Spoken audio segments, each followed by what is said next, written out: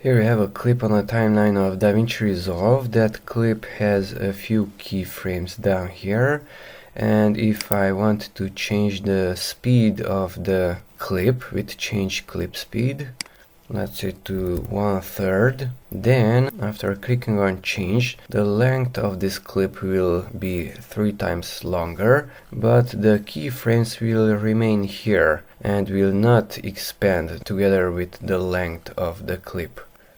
Click on change, the length is longer and the keyframes remained in the same location. So let's undo it and let's see how to make the keyframes go to the right and expand according to the length of the clip.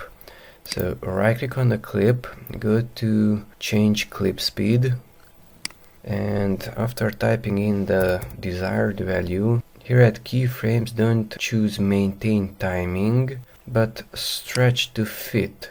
So the keyframes will be stretched to fit the length of the newly modified clip.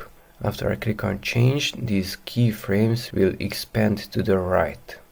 Change, and they went from here to there.